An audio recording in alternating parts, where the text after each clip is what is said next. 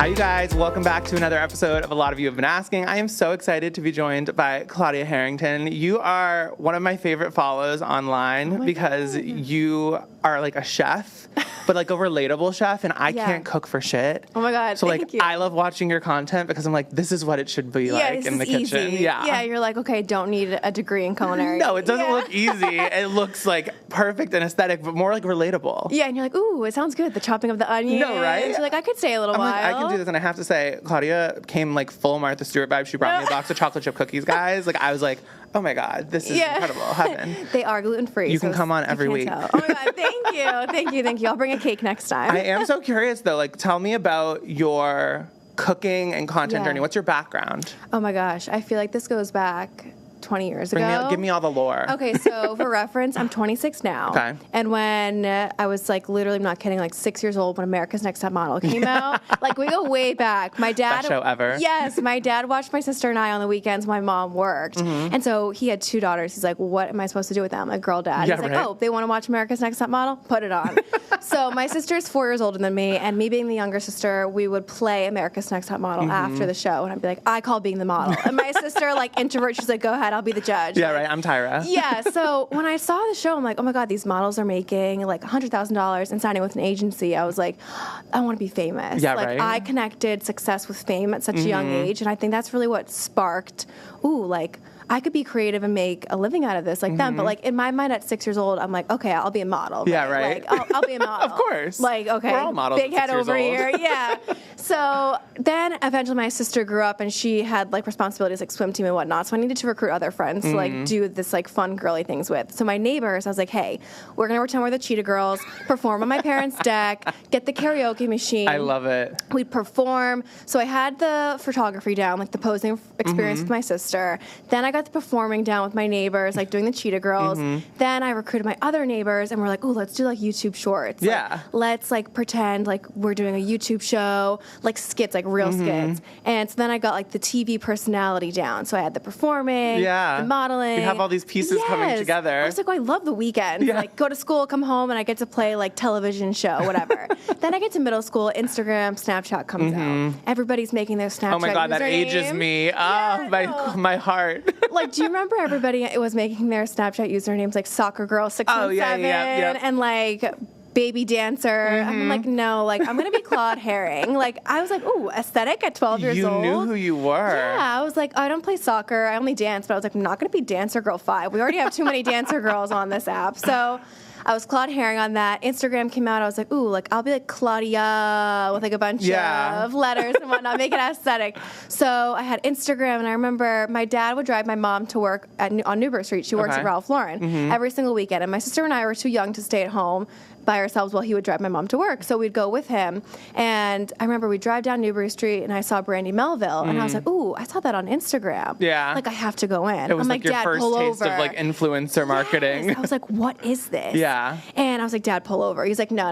Like, you gotta go do that with your mom. More clothes. Yeah, he's like, with what money? Yeah, right. So I'd go home. I'm like, Mom, like, can I Swiffer the floors, rake the leaves for like $20? Like, I really want to go to. Yes. I was like, really want to go to Brandy Melville next weekend.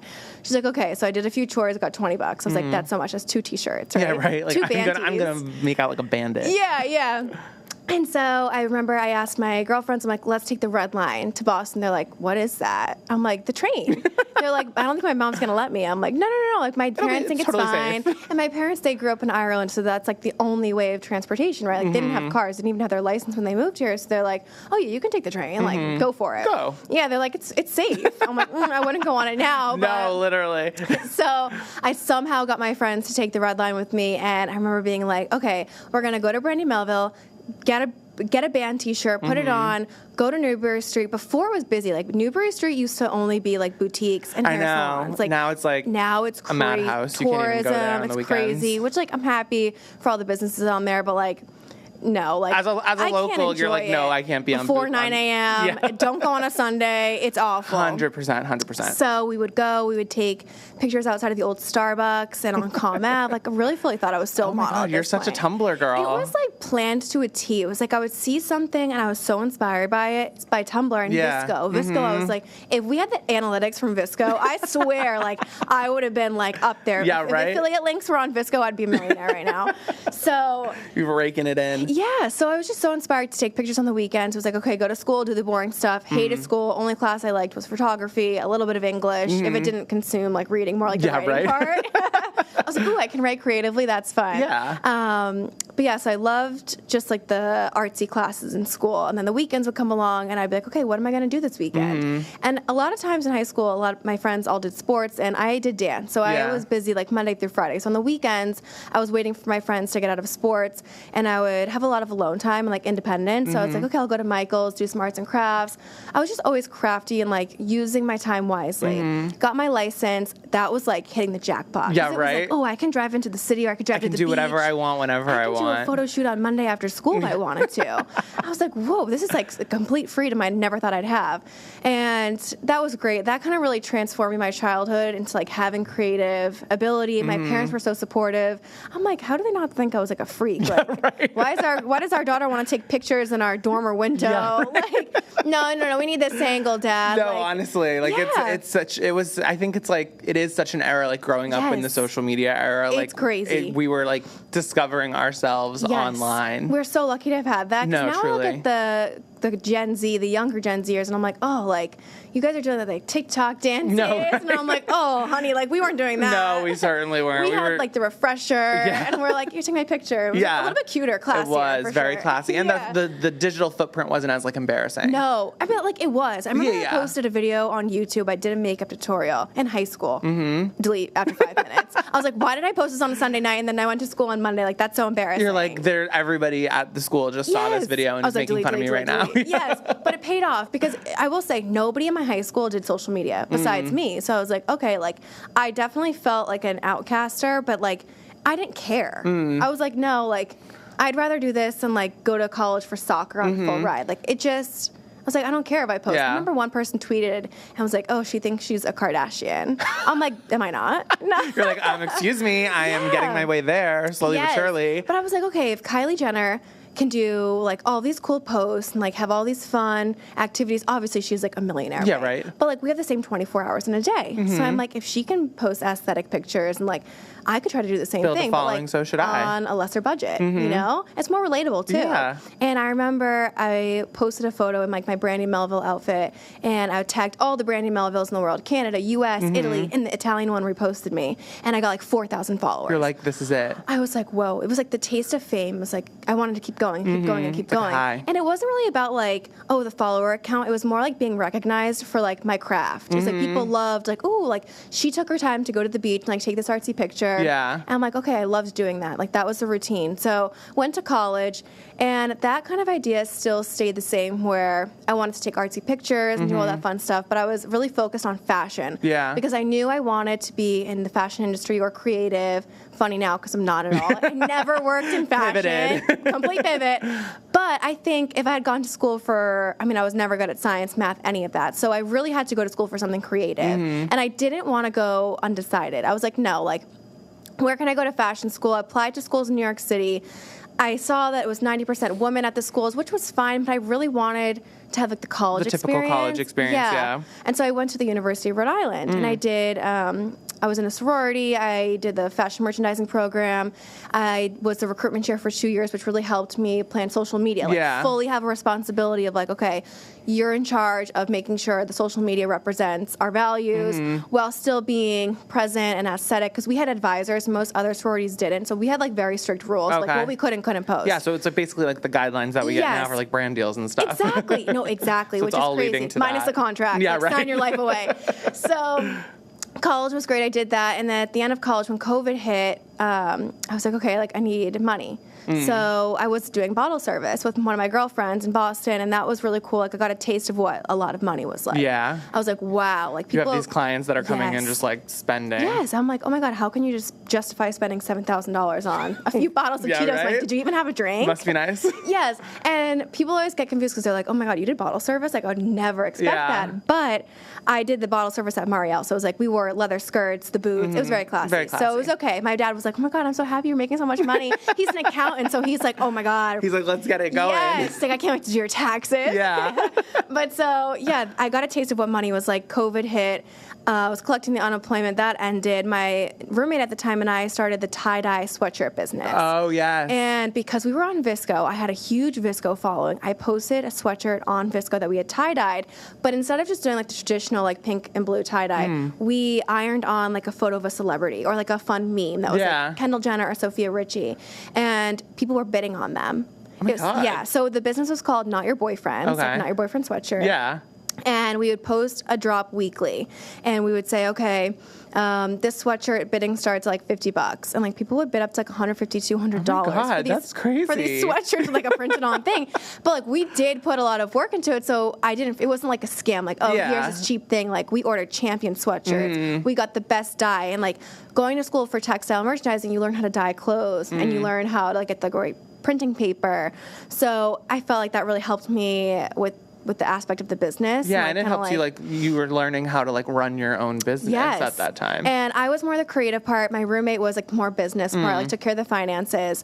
And that was a great business. And that kind of got me into, like, all right, like, people started following me a lot on my personal because they were like, we want to see like what you're making, the daily stories of you dyeing the sweatshirts, like what does it look like a day in the life? Just, So like, behind the scenes. Yeah, so people started really following me from that. Graduated college, we stopped the business because it was like tie-dye phased out. And we were like, all right, it's time to graduate. Like school's back in session.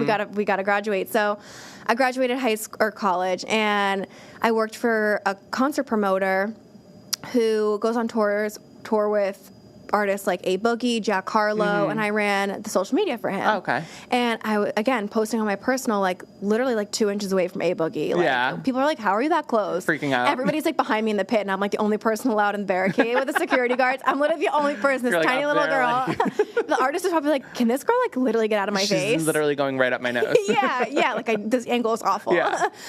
So I did that for a little bit, and then I got into event planning, and I was like, okay, like I really want to do social media. Like I saw people on TikTok really making a career out of it. I was like, I want to get brand deals. I want to have a lot of followers. Like I really want to have a community of my own.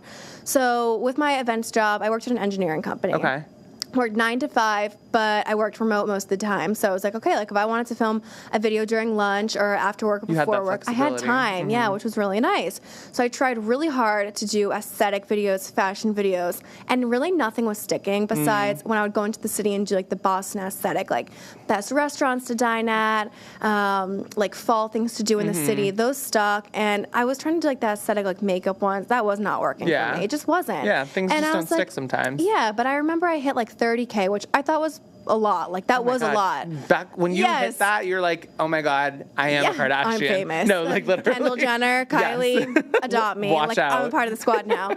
So then I hit 50K, and I remember I got invited to the Free People event, and I was like, okay, like maybe fashion is working.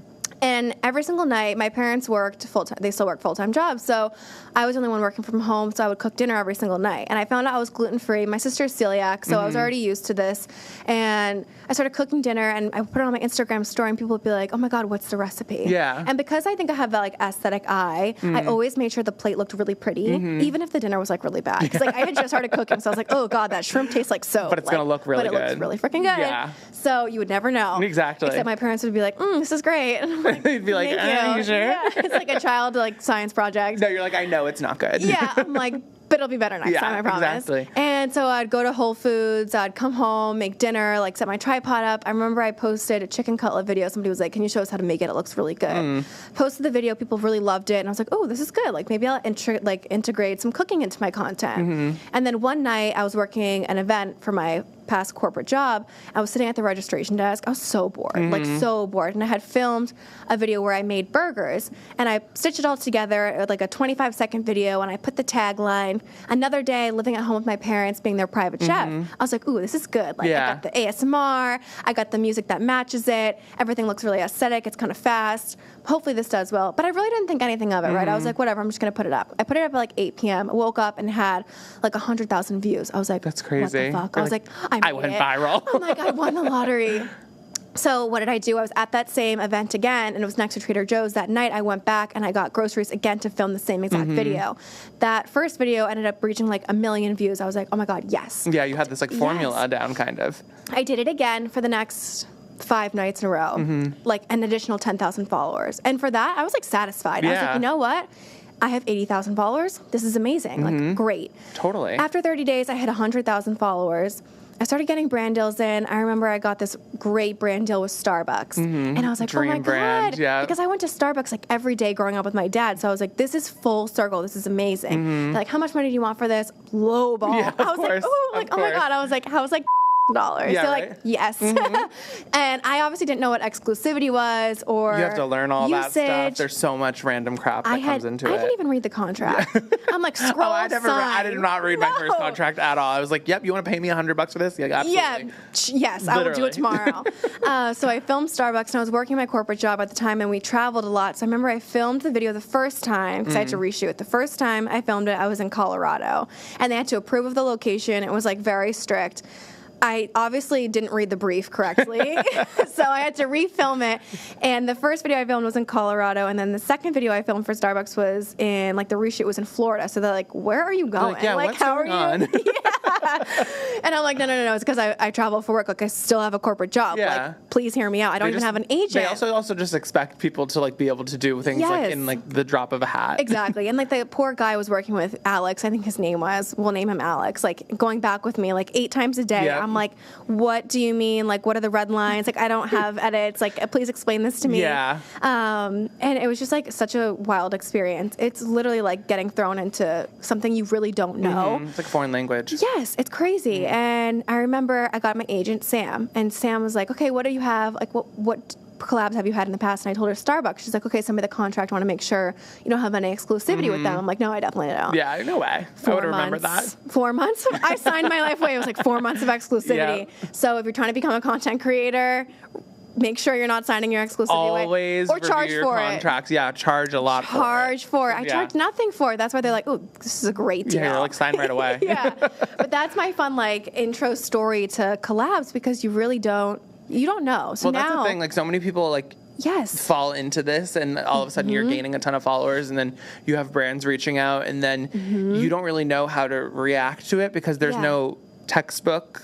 There's no course you can take. Exactly. There are those, like, weird social media courses that people try to sell you, but, like, they're not even. Don't buy it. Yeah, no, don't buy it. Just DM me. No, literally. Just DM me. Save we will give you all the advice you guys need. I had a friend that she does watercolor. She's great at what she does, and she had a brand reach out to her, and they're like, we want to work with you, and she did it for them for free, and I'm like, no. No, yeah. No, like, you always even have to if it's like $1,000, $200, like, or let them at least pay for the products that you're creating. And I helped her, like, draft up this email, and they said yes to her offer, and, like, she's like, oh my God, I didn't even know I could do that. Yeah. I'm like, you got, like, Squeaky no one wheel would gets know. The grease, you know, like, people always. Exactly. People don't go on TikTok and say, like, this is how you're supposed to pitch yourself to a brand, and, like, you're supposed to ask for this amount of money and XYZ. It's like, not that the world is gatekeeping it. It's just there's no textbook on it. You don't learn about it in school. It's such a new industry. Like, it's still in infancy that people don't really know what they can make from this. Obviously, 100%. It's such a lucrative career. Now crazy. Looking back on it, you're like, oh my God, I probably left so much fucking money on the table.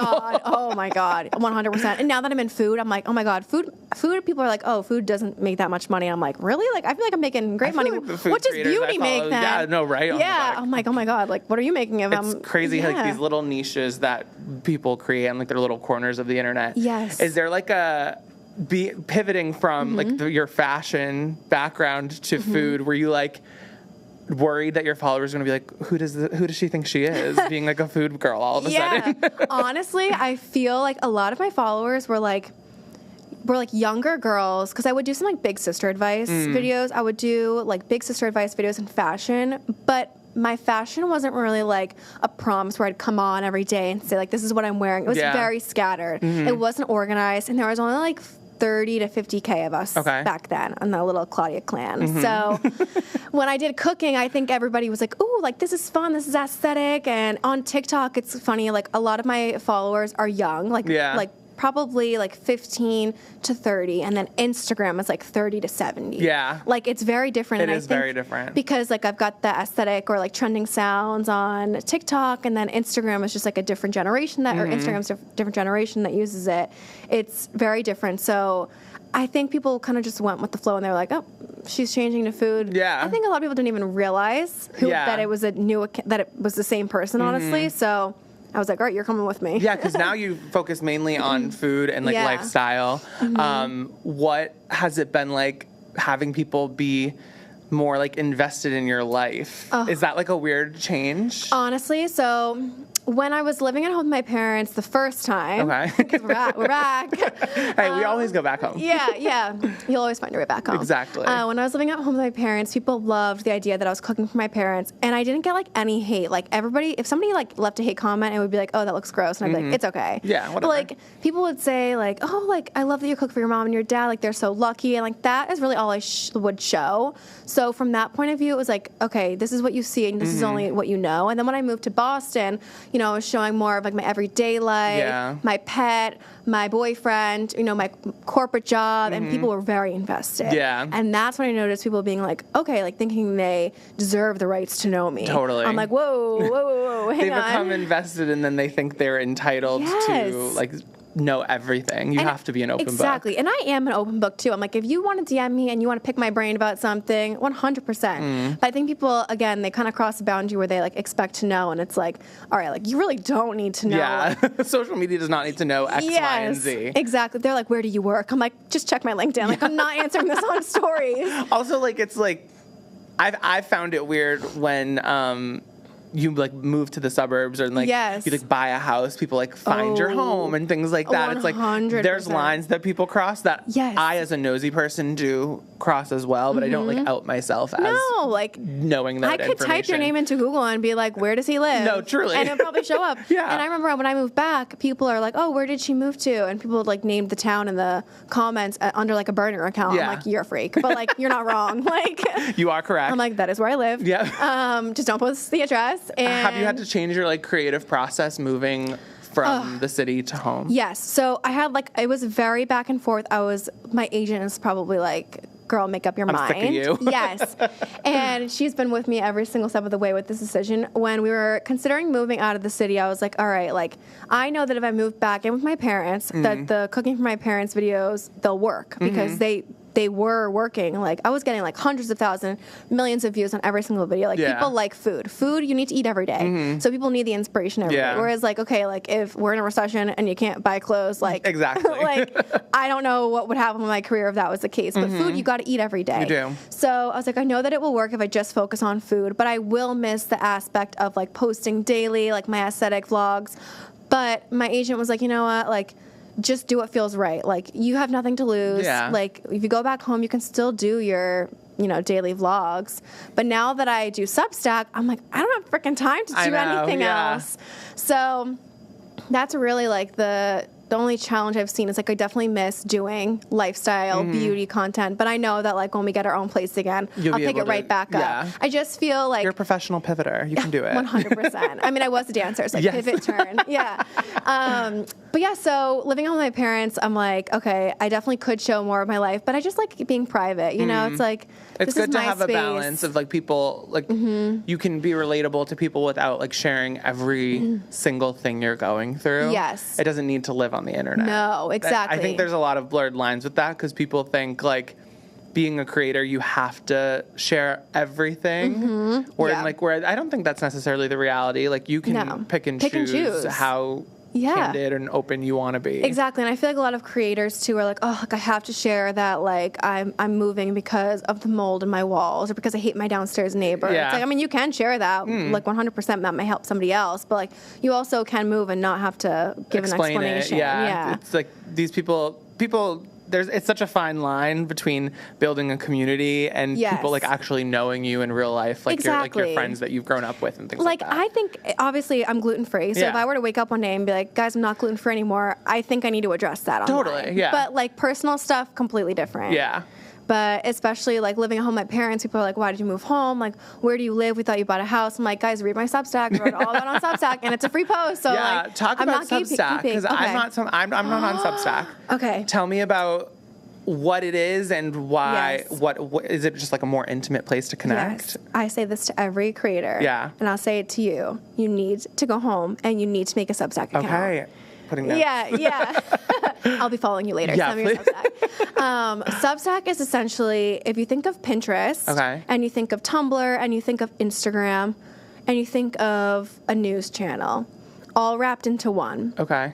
You can scroll on your feed and you won't be interrupted by an ad or a TikTok shop. Yep. And, people in their creative worlds can write about politics, they can write about fashion, they can write about food, they can write about women's health, men's health. There's so many avenues. You can write about sharks, and people will pay to read about sharks. I tell my sister, I'm like, you love sharks, like start a charity shark account. Like, you gotta get on Substack. And you can write notes, you can post pictures, you can do like long formats like newsletters. Yeah, so it's kind of like a blog of the sorts. Like for you, I could picture you doing like a daily post on Substack being like, good morning to everybody that loves chocolate chip cookies. And posting chocolate chip cookies, and then doing a monthly newsletter. And the best part about it is you create an even closer community. Like, you might think like, okay, I have a great community on Instagram and on TikTok and on your IG channel, but Substack is really the people who like care about you. Yeah, they're like really invested. Yeah, I have people that will pay to subscribe, and I have people that don't pay to subscribe, and both people still bring me like such fulfilling communities, and it's great. And like a lot of people will recreate my recipes, and there's nothing better than opening the app and people DMing me being like, oh my god, I tried your recipe and I loved this, but next time I might do less of this. And I'm like, this is great feedback. Yeah, completely. Because especially for somebody who does cooking, like I want to create a cookbook. Yeah. And when you want to have a cookbook, you need to have an email list. How do you have an email list unless you have your own website, right? So Substack, you have an emailing list. So when you post an actual post, not like a note or like a little thread. If you have like a actual formatted post, it's sent out an email. So it'll be like Claudia's Cafe, chocolate chip cookies, classic or thin or whatever it is. And it'll show you all the analytics from like how many people opened the email, how many people read the full thing. Like it'll actually show you, like, say you followed me and you were like a 5-star follower. It will say like Hayden Cohen 5 stars.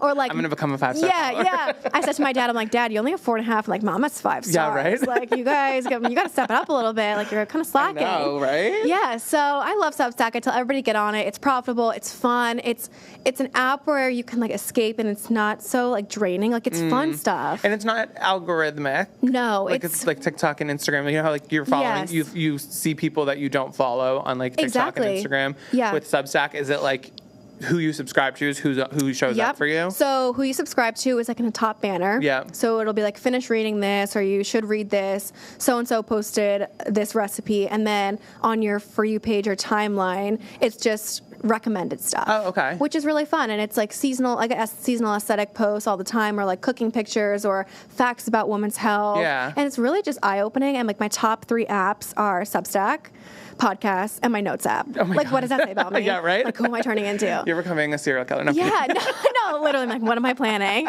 But when I get tired of TikTok and Instagram, I'm like, oh, my brain just feels like mush. Yeah, I get that. Yeah, and I'm like, I love Pinterest, but like sometimes like I'm like, all right, this doesn't do it for me. Substack is like the perfect place. Okay, I'm downloading that when I get home and starting this because no, you need to. You've convinced me. Good. I want to talk to you about like the business side of this, because we kind of talked earlier about like, obviously you start getting incoming brand deals and then it like becomes really, really exciting. Yeah. You ended up leaving your corporate job for this full time, and like, what has that transition been like? What was that conversation like with yourself? Like, oh my God, figuring out like now's the time. Yeah. So I would say a year ago today, I really was like, I need to take this full time. And I was like, how do I do that? Like, I'm making good money, but not as much where I like to feel financially free and independent. And so my dad's my accountant. He is a full-time accountant. So he really, really helped me navigate to be like, okay, like this is really how much you can be comfortable with. So January 1st of this year, I got a paycheck that was like, okay, wow, like I'm good to quit. And I was like, okay, like I'll quit this year. I knew in the back of my head I'm going to quit. Yeah.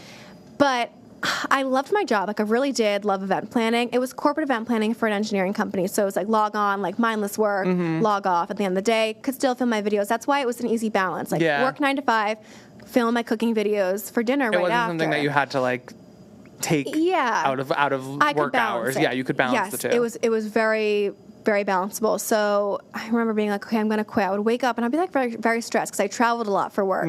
So now I would travel for work. I'd have to batch content. Of course. I'm like, which is hard. God. Like, I'm making dinner at noon. Like 10 videos a day. Yeah. I'm like, Saturday, Sunday, like, we got to film 2 recipe videos, edit them. And people don't realize, like, with cooking, at least, like, hands and pans, like I was telling you earlier, that kind of content, like, I will start cooking at 4:30, and then I don't finish cooking until about like 6:37 because I'm moving my tripod.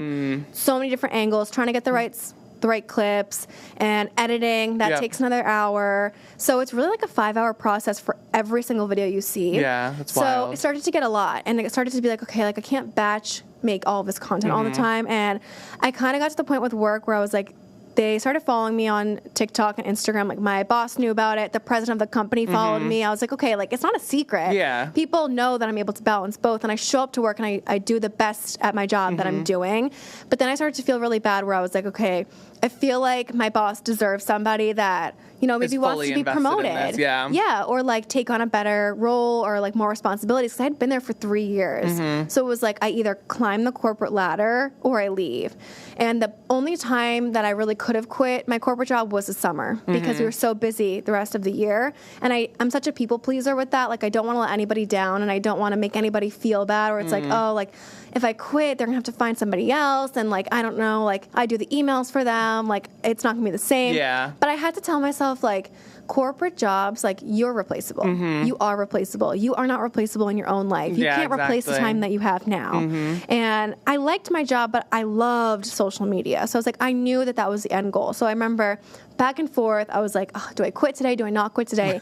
It was August. I was like, oh my God, I have to book my travel for the fall events. Like, I have to book them. Like, I'm late. And so I went on a walk. When I lived in the South End, I would walk to the Boston Common every single day, and I would really think about it. And my mom works at Ralph Lauren. So I popped into her like at 10 a.m., right when she got to work on like a Tuesday. I'm like, I'm going to quit my job today. Like, today's the day. And she's like, okay, good. Yeah. I'm like, yeah, what have you been waiting for, honey? Like, do it. You just kind of needed that encouragement, though. Yes. Yeah. And, like, one day you really do wake up and you say, I'm going to change. Like, today's the day. So I went back. I went on Teams, and I was like, said to my boss, I'm like, can I call you? And I never do that. Like, I'm never like, can I call you? Like, I'm always like, schedule the meeting or Big talk time. in person. So she knew, like, 100%. I'm like so nervous. I was like shaking, like sweating. Right. Like, obviously they know. Like, it's so funny. Like, I was quitting to do something that already existed. It wasn't like I was quitting to go to a different company, but I was so nervous. And I'm like trying to spit the words out. And she's like, Claudia, like, I'm surprised you didn't do this sooner. Yeah. Like, I'm surprised that you're still here. Yeah. And I was like, oh my God, thank you so much. But it just also feels like such like a weight lifted off of you. Yes. And it's like such a new chapter that you get to pursue, and building your own schedule is like tough. Do you like have difficulty with that now that, because when you work for yourself, it's like just so different than a corporate setting. Loose. Yeah. The timing is loose. I could wake up and decide I want to cook dinner at 9 a.m. But I don't do that. I'm not that crazy. You know, I think, and I'm going to go back to Substack, but a huge part of me has promised a lot of people like multiple Substack posts a week. So I know that I have to write on Substack at least 4 times a week, like long format posts. So that is really a part of my routine. Like, wake up, work out, go to Whole Foods, because Solid Corn Whole Foods, my best friends, they're right next to each other. And then shout out Derby Street. And then shout out Derby Street. I'm like, so sure you know. So then I go home, I write Substack. I usually text my agent multiple times a day. Sometimes I call her. I look at my calendar that she creates for me. I'm like, what's due today? Do the to-do list. And then after that, I will plan dinner. I'm like, okay, I know that I want to cook chicken parm, so I'll make prep whatever needs to be prepped, clean out the fridge. My fridge is a mess, like, all the time. I'm like, oh, rotten tomatoes. Like, oh, those got to go. Like, whoopsies. Yeah, those are going in the stock bag. So yeah, I think it's been, people think like, oh, like, what do content creators do all day? And like, for me, at least with food, like, it's literally like as trad wife, I guess, as it sounds. Like, I literally revolve my life around cooking. And then around 4:30, because I still cook for my parents, my mom doesn't get home until 7, so I try to plan it so the dinner's still hot. I'll start cooking at 4:30, finish around 6:30, and then I try really hard now not to edit videos at night because I'm like, I have the time to edit the next day. Yep. So I'll edit my video the next day and then write the recipe right after on Substack so it's fresh in my mind. Yeah. If I wait like a week, it's just going to sit there. That recipe is not put together. Like, you're not seeing the chicken parm. Do you enjoy the food that you cook as someone? Because I feel like sometimes a lot of content creators, when they are primarily in food, they're like, since it's become my job, it's become less enjoyable. Yeah. Do you find that you enjoy it still? Yeah. So I think because for me, cooking was always a hobby. Like, I never intended to get famous on TikTok off of cooking. Like, that was never the agenda. Yeah. I actually was like a huge picky eater up until I was like 22 years old. And I think what got me into cooking was like, okay, I'm a picky eater. I know that if I cook my own meals, like, I'll be able to enjoy it. Yeah. And then I started getting a career out of it and cooking every single day. And I got really excited for it because I was cooking things I had never made.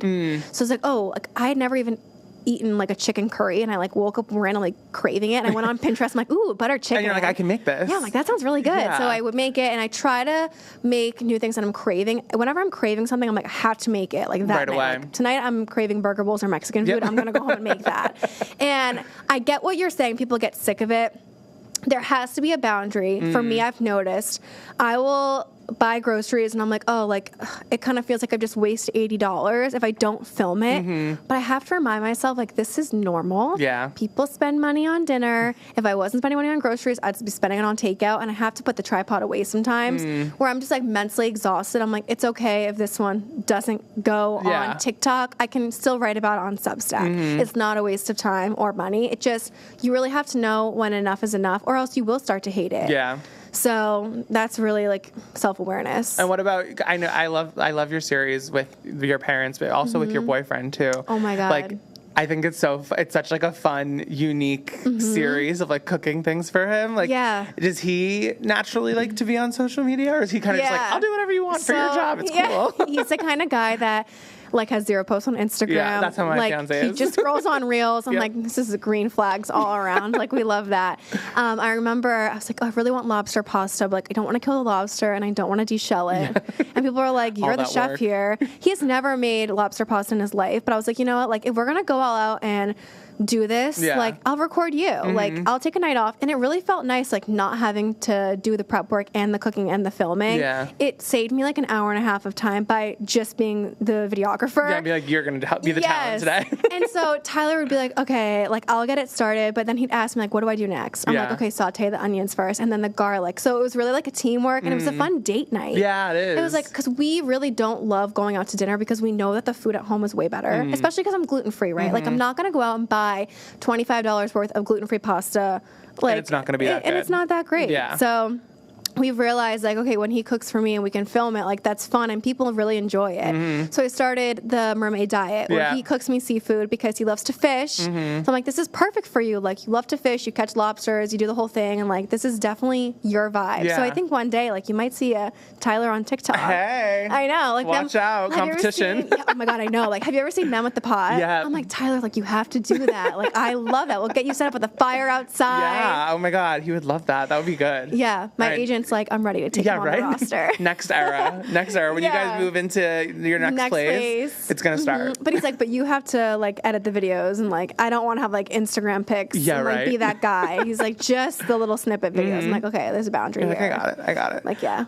What is next for you? Like, what is on your like vision board for the next few years? I know you mentioned a cookbook. Yes. I love this question because I was listening to a podcast that was like, what do you want to do with yourself in the next 5 years? Like, where do you see yourself? I definitely want to have 2 cookbooks. Like, I want to. I don't even have one in the works yet, but I'm like, I want to. Like, but there will be 2 out in the next 5 years. I want a gluten-free cookbook, and that can be integrated with like easy at-home chef, like very easy stuff. And then I want to write a children's cookbook. Oh wow, yeah, that's like, cool. Because I remember being like 10 or 13, and I was like making like pasta, and like it was fun and whatnot, but like you really don't know anything, and it's like, how do you make an egg, or how do you make pancakes, and maybe integrate it with some like fun farm animals, and like how to eat healthy, or like what is organic versus not organic meat. And like I just came back from Ballymaloe in Ireland, and I learned that trip looked insane. It was so insane. You need to go. You need to go. You need a Substack, and you need to go to Ballymaloe. Hey, you get anything from this, let it be that. That was a really amazing experience, and that opened my eyes to being like, okay, like So my boyfriend and I want to live in Rhode Island, and there's no organic farms in Rhode Island. I'm like, do I open up an organic farm in Ireland, Harrington Farms? Yeah. I'm like, that sounds great. It sounds really great. So I'm like, First maybe customer. I could do that. Yes. Oh my God. And we'll have a petting zoo. My cows, my chickens. I learned so much about farm animals. I'm like, I need acres. Like, I need acreage. Like, I live in, like, I don't even have like a whole acre on where I live. So I'm like, all right, I can't get chickens. No. My neighbors will be like, girlfriend. I know, right? Those gotta go. Pack it up. But yeah, so I definitely think 2 cookbooks. I'd love to live near the water. I'd love to I just want to be like on social media and like taking up creative space. Maybe go on a cooking show, but not like Gordon Ramsay. Like, I really don't want to leave and feel bad about myself. Yeah.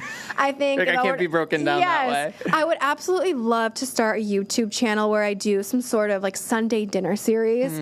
But again, like, I need a studio. I need to reserve the time and space and energy for it. But I just see myself creating more cooking content, and I'd love to get more into like the beauty space and, you know, go to like New York Fashion Week and all that. But I think once I get my cookbooks out there, I'll start my like fashion era back up again. Because there's a part of me in my heart that's like, okay, like, that's not over yet. I can feel that, like, okay, maybe I need to get back into that. Still. Yeah, which makes sense because of your background. Yeah, and it's always fun to have like a few balances of things, right? Like, if I just did cooking, I think I'd like actually hate cooking. Truly. But I think I have a good balance of where we're at now. Yeah. And what do you hope like your social media like legacy is? When you like look back when we're sitting in the retirement home and we're like, I just want people to feel like this. I want people to know that, like, if you're gluten-free, it does not mean a death sentence. Yeah. It can still be fun. Eating food should be fun. And cooking is easy. Like, it's actually better for you to probably go home and cook a meal in your house than it is for you to go out and eat food that was cooked in sunflower oil or 100%. Like fatty foods, and just like creating food, making it a routine and a date night and like just something that you look forward to with your family. Yeah. I just want it to be something that people carry with them and like, oh, this is a fun hobby. Like, if anybody takes from it, like, oh, she made me like cooking, and I had this one comment on my Substack. This woman messaged me and was like, just want to let you know, like, I've been cooking your recipes for my 2 sons, and it made them like want to spend more time with me. Oh my God. And I was like, Pam, I'm crying. No, like, literally. I'm like, can I come over for dinner too? No, truly. I'm like, wow. And I had another woman message me and be like, I just want to let you know, like, you helped me navigate my eating disorder. And I'm like, oh my God. Like, you know, I've just been posting aesthetic cooking videos. I'm not like a nutritionist or anything or posting what you should and what you shouldn't eat. But if I can make cooking look fun, that's really all I care about. Then I've checked all my boxes. And like, if you my work enjoy done. my recipes and enjoy me as a person, then like I can sleep well at night. 100%. Yeah. And I definitely see myself in the future, like with the dog, doing like homemade dog treats. Yeah. So you better be on the lookout for that. Hey, I'm subscribing to Substack like literally immediately. I'll give you it for membership. Give me your email. Actually, I already have it. Okay. Perfect. This was so much fun. I'm so excited for you and all your success and thank you. This new journey that you're on in the suburbs. Oh, suburban queen. We have to really quickly, because we are Boston gals. Yeah. What is your biggest, most favorite spot in Boston? If you had to choose a restaurant, like a thing to do or see, and a thing to not do or see, like something that's overhyped, what would it be? Don't go to Seaport. Let's start there. Completely. I just think, like, I don't know, there's so many better parts of the city. If you like Seaport, then maybe you'll like a trip to Chicago or something, which is fine. No hate to anybody that lives there. There's just not really much to see there. My favorite places. Okay, I have 2. Like, one to go dine at is Cava Neo Tavern in South End. We lived around the corner from there. It was so delicious. It's a small little boutique restaurant. The owners are just so good at what they create. Like, the food is delicious. It's fresh. Oh my God, it's so good. It's different from anywhere else. Like, no other restaurant in Boston can really replicate that. And I don't really cook Greek food or lamb. So I'm like, okay, this is a good excuse to go out to dinner. And then kind of restaurant related, but I love Italy. Oh, I do love Italy. Oh my God, especially if you're gluten-free. They have so many amazing gluten-free pastas, gluten-free cookies, everything. It's just like, don't go on a Saturday. Like, you have to go on like Monday at 10. It's just a madhouse in there. Again, you have to avoid the tourist traps. Yes. And then things to do. you have to go. I always say this to people when they ask me what do they do in Boston. You know, do Newbury Street, go to the Boston Common, go to the park, see the ducklings. Oh, you do have to see the ducklings. Yep. And then walk over to Charles Street, pop into the antique stores, go get a drink at the Beacon Hill Hotel. Like the perfect little itinerary. DM me if you want an itinerary.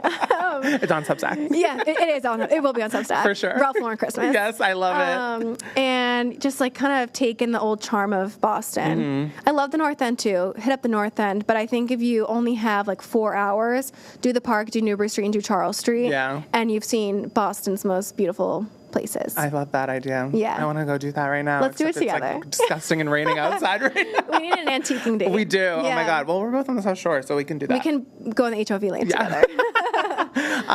One more question. Yeah. Who are some of your favorite followers? Like, you love to follow these people online. Okay. Who should I be following that you know? Okay. That's a really good question. I mean, you're about to see her, Jenna, or Jen. I always call her Jenna because it's like Jen Eats Good. But I'm like, is there an A in there? No. Yep. It's my dyslexia kicking in. Jen, I love her. I love her cooking. It's like how to eat healthy and like easy cheap meals, affordable meals. Love Wishbone Kitchen. Oh my God, I love Wishbone Kitchen. I met her over the summer. I was like shivering. She's a queen. I was like, hi. She's like, I love your bag. Where's it from? I was like, Reformation. No, it's so weird seeing people in person that you follow online. It's like so weird. Such like a parasocial relationship. It's crazy. While being a creator too is like weird. Yes. Yeah. I love the Acquired Twins. Oh, I do love them too. I love them, and it's so funny because like when you're an influencer, you're like, oh, like you think like, okay, how do you also love other influencers as much? Like, how do you have like a fan behavior? I'm like, I don't know, like they're just so cool. Like, I will buy the stuff in their shop mine. No, like, truly, I will do it always. So it's a whole bunch of people, and I could think of a million other people. I'll have to send you my favorites on TikTok. Do. I'm gonna go home and be like, shit, I forgot to say I'm always looking for new people to follow, so like make sure you do. Make sure if you guys are watching or listening, please send Claudia and I all of your recommendations for who to follow. Yes. Where can people follow you? Instagram at Claudia A. Harrington. People are like, what's the A for? My real name was taken. So I'm like, Claudia A. Harrington. But my middle name is Ann, so it works. Okay. And then TikTok is just Claudia.Harrington. Substack, type in my name, Claudia Harrington, or Claudia's Cafe. Yeah. Link is in bio. Yeah, we'll link it all in the episode description because I know people are going to want to be following you and see all your recipes. Oh my God, ditto. We need to do like a cooking video together because I don't know how to cook. Oh, where can we rent a studio? No, truly. We need to do this soon. Okay, we'll do it soon. Stay tuned for that, guys. We have to do it. Oh my God. Thank you again for coming on the podcast. Thank you for having me. And you're so funny, and I can't wait to watch us back. I'm going to be laughing at us. Thank you. I hope so. I hope people find it funny. Thank you so much for having me. Bye, guys. We'll see you guys next week.